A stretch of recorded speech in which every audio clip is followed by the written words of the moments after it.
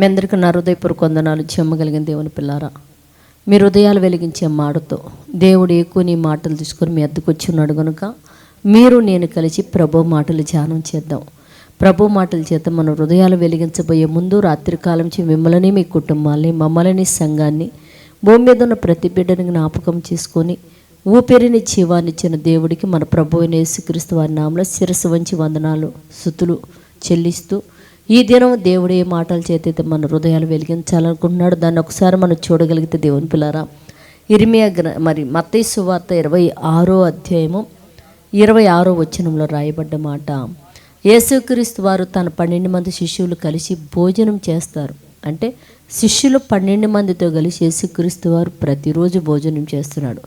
కానీ ఈ భోజనం విందులో ఒక కొత్త మాటలు వాళ్ళకి చెప్తున్నాడు. ఏంటి అని మనం చూడగలిగితే, వారు భోజనం చేయుచుండగా యేసు ఒక రొట్టె పట్టుకొని దాన్ని ఆశీర్వదించి విరిచి తన శిష్యులకి ఇచ్చి, మీరు దీనిని తీసుకొనండి, ఇది నా శరీరం అని చెప్పాడండి దేవుని పిల్లరా. అంటే రోజు మీరు తింటున్న రొట్టె వేరు నాయన, ఇవాళ నేను చెప్తున్నాను, నేను ఇంక మీతో ఉండకుండా వెళ్ళిపోతున్నాను కనుక మీరు ఆహారం తీసుకునేటప్పుడు ఆహారం నా రొట్టె నా శరీరం అని చెప్పి మీరు జ్ఞాపకం చేసుకోండి అని చెప్పేసి వాళ్ళకి ఏం చెప్తున్నాడంటే వాళ్ళని సిద్ధపరుస్తున్నారు దేవుని పిల్లరా. అంటే మీరు ఎక్కడ సువార్తకి వెళ్ళిపోయినా మీరు ఏదైనా ఒక వస్తువు తింటున్నప్పుడు ప్రభు పేరట మనం ప్రార్థన చేసుకుని తీసుకోగలగాలి దేవుని పిల్లరా. అందుకనే ఆయన మరణానికి వెళుతున్నప్పుడు మీరు సంగమగా కూడుకొని మీరు ఆరాధన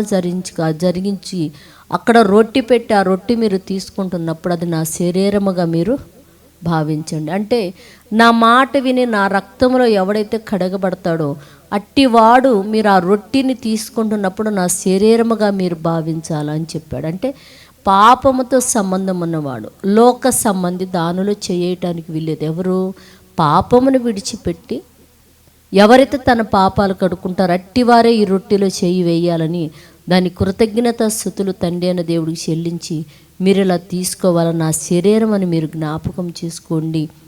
ఈ శరీరంతో నేను శ్రమ పడబోతున్నాను కనుక ఆ శ్రమలో నేను ఎన్ని శ్రమలు పడి ఈ శరీరాన్ని విడిచిపెడుతున్నానో మీరు కూడా ఈ రొట్టెలో పాల్గొంటున్న మీకు కూడా అన్ని శ్రమలు వచ్చినప్పుడు మీరు దేవునికి మహిమపరిచే విధంగా ఉండాలని చెప్పేసి దేవుని పిల్లరా తన శరీరాన్ని జ్ఞాపకం చేసుకొని దాన్ని ఇచ్చాడు. కనుక ప్రభు పేరట మనం రొట్టెరుస్తున్న మనం కూడా ఎలాంటి శ్రమలు వచ్చినా ఆ శ్రమలను ఆ రొట్టె విరిచేటప్పుడు ఆ రొట్టెలో చూసుకొని భరించి మనం కూడా ప్రభు ఎలాగైతే తండ్రిని సంతోషపెట్టారో మనం కూడా అలా పరిచేవారుగా మారునట్లు ప్రార్థన చేద్దాం.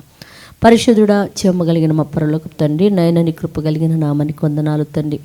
మా ప్రభు మా రక్షకుడు నైనా కలువరి శిలువలో గోధుమ గింజ ఎలాగైతే నల్లగా కొట్టబడి పిండి చేయబడి పిసుకబడి పెనం మీద వేసి కాల్చబడి ఎన్ని రూపాంతరాలు అయితే పొందుతుందో నైనా మా పాపం నిమిత్తం యేసుక్రీస్తు వారు కలువరి శిలువలో కూడా తన శరీరమునైనా నల్లగా కొట్టబడిన తండ్రినైనా చేయబడిన ఆ శరీరానికి జ్ఞాపకార్థంగా మేము రొట్టె తీసుకునేటప్పుడు నా తండ్రినైనా మేము ఆ విధముగా రొట్టిగా మారి నీ నామానికి భయం తెచ్చే బిడ్డలుగా బ్రతుకున్నట్లు సహాయం చేయమని మా రక్షకుడు నీ కుమారుడు యేసయ్య పరిశుద్ధ నామములో ప్రార్థన అడుగుతున్నాం తండ్రి.